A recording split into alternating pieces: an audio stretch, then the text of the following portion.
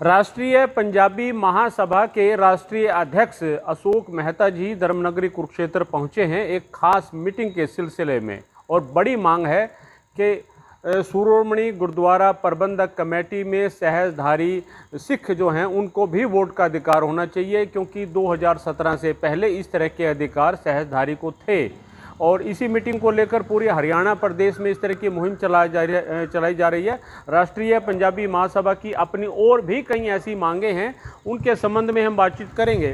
क्या कहेंगे साहब, आप क्या किस तरह की जो मीटिंग जो चल रही है? देखिए, हमारी राष्ट्रीय पंजाबी महासभा की एक मांग है। आज हम उस मीटिंग में आए हैं यहाँ पे कि हरियाणा में, क्योंकि अब एसपीजीसी अलग से हरियाणा में बन चुकी है, इस एसपीजीसी में सेजधारी सिखों को भी वोट का अधिकार होना चाहिए। सरकार ने कुछ सदस्यों को मनोनीत किया है, उसमें हमारी सरकार से मांग है कि सेजधारी लोगों को भी उसमें मनोनीत, उनका नॉमिनेट उनको करना चाहिए था, क्योंकि 2017 से पहले सिख और सेजधारी सिख दोनों को वोट का अधिकार था। लेकिन उस वक्त शिरोमणि गुरुद्वारा प्रबंधक कमेटी ने 2017 में अमेंडमेंट करके सेजधारी सिखों की वोट का अधिकार छीन लिया था। क्योंकि अब हरियाणा में नई हरियाणा स्टेट की अपनी एक एसपीजीसी का गठन हो रहा है, और उस सिलसिले में क्योंकि नज़दीक चुनाव है, तो राष्ट्रीय पंजाबी महासभा अपने बिहाफ पे, क्योंकि जिन सेजधारी लोग वो लोग होते हैं जिनका गुरु घर में विश्वास है, और हम सब वो लोग हैं जिनका गुरु घर में विश्वास है, और हमें वोट का अधिकार मिलना चाहिए एसपीजीसी हरियाणा में।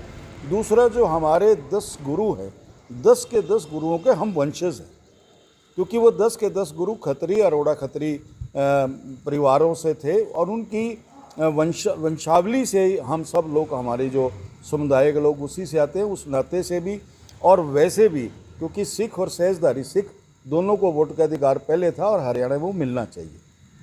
आपने इस तरह की जो मांग है किसी प्लेटफार्म पर रखी है? हमने पहले भी प्लेटफार्म पे भी रखी है। हमने रिटर्न डिमांड भी सरकार से करी थी। 2-3 और मांगे भी हमने सरकार से रखी थी, जिससे पंजाब के अंदर तो उस वक्त में कांग्रेस की सरकार थी, कैप्टन अमरिंदर सिंह जी थे। राष्ट्रीय पंजाबी महासभा ने मांग भी करी थी कि एक अरोड़ा खत्री भलाई बोर्ड बनाया जाए, उन्होंने तो वहाँ पे बना दिया था। और इधर हमने हरियाणा के मुख्यमंत्री आदरणीय श्री मनोहर लाल जी से भी निवेदन किया था रिटर्न में राष्ट्रीय पंजाबी महासभा की तरफ से कि बहुत सारे हमारे समुदाय के लोगों के हकों की पूरी तरह से रक्षा नहीं हो पा रही, और उनको और हमें एक ऐसा प्लेटफार्म चाहिए कि हमारी जो समुदाय की समस्याएं हैं, चाहे वो अलॉटमेंट से हैं, लैंड से हैं, नौकरी से हैं, मकान से हैं, बहुत सारी ऐसी आर्थिक और सरकारी बहुत सारी समस्याएं जहां उनके अधिकारों की रक्षा करने के लिए कोई प्रॉपर प्लेटफार्म नहीं है। तो ऐसा एक अरोड़ा खत्री भलाई बोर्ड हरियाणा में भी होना चाहिए, ताकि हमारे समुदाय के लोग, आज जो हम 32 से 35% हरियाणा में हैं, राजनीतिक तौर पर भी हम लोग आज अपनी समुदाय को इकट्ठा करने की कोशिश कर रहे हैं, ताकि सरकार को पता लगे कि हमारे हकूक़ों का उनको रक्षा करनी पड़ेगी, और एक ऐसे बोर्ड की स्थापना करनी चाहिए, ताकि हमारे समुदाय के लोगों को अगर कोई समस्या होती है तो अपने वो आयोग में जाए, आयोग उनकी बात सरकार तक लेके जाए। ये कैसी बात थी। तीसरी एक और हमने सरकार से डिमांड बहुत पहले से कर रखी है कि एक शहीदी स्मारक भी होना चाहिए, बनना चाहिए, क्योंकि 47 के वक्त हमारे बुजुर्गों ने देश और धर्म की खातिर, धर्म भी हिंदू रखा और देश भी हिंदुस्तान को रखा, सब कुछ छोड़ के आज का जो वेस्ट पाकिस्तान है वहाँ से वो यहाँ पर आ गए थे देश और धर्म की खातिर, और यहाँ से नए सिरे से नई ज़िंदगी शुरू करके आज देश प्रदेश में नहीं, पूरे संसार में पंजाबी समुदाय का एक बहुत बड़ा नाम है। उनके कर्म की वजह से, उनका काम करने की शैली ऐसी है, मेहनती कौम है, मार्शल कौम है। कभी किसी सरकार ने इस को कोई इंसेंटिव इस लोगों को नहीं दिया, पर हम मांग करते हैं, उस वक्त पार्टीशन के वक्त 10 से 12 लाख लोग शहीद हो गए थे, उनकी स्मारक बनना चाहिए। हालांकि सरकार ने घोषणा करी थी, लेकिन उसको कोई इम्प्लीमेंट नहीं किया। हमने सब ने बजट में देखा, पिछले दिनों हमारे जो नेशनल जनरल सेक्रेटरी हैं सुरेंद्र जुनेजा जी ने भी बात उठाई थी कि बजट में हमने देखा, बजट में स्मारक के लिए, अरोड़ा खत्री भलाई बोर्ड के लिए कोई प्रोविजनिंग ही नहीं करी। तो उस सिलसिले में हमने कि ये आज मुहिम शुरू करी है। हम पूरे प्रदेश में जाके अपने लोगों को जागरूक करेंगे, और अप्रैल में एक बहुत बड़ा एक सम्मेलन करके अपने समुदाय के लोगों को इकट्ठा करके इस बात को रखेंगे कि हमारे हकों का ये हमें अपने हकों के प्रति जागरूक भी होना पड़ेगा और सरकार समय की सरकारों को भी जगाना पड़ेगा, ताकि जो हमारे आने वाली पीढ़ियां हैं उनको किसी बात की दिक्कत ना हो और उनको पता भी लगे जब देश टूटते हैं तो कितनी बड़ी कुर्बानी किस कौम को देनी पड़ती है, और हमारे बुजुर्गों ने वो बहुत बड़ी शहादत दी है। और ऐसा उदाहरण पूरे संसार में, और जब से सृष्टि बनी है, इवन द्वापर और त्रेता युग में भी ले लें, इतनी बड़ी शहादत किसी कौम ने बिना किसी कारण के नहीं दी।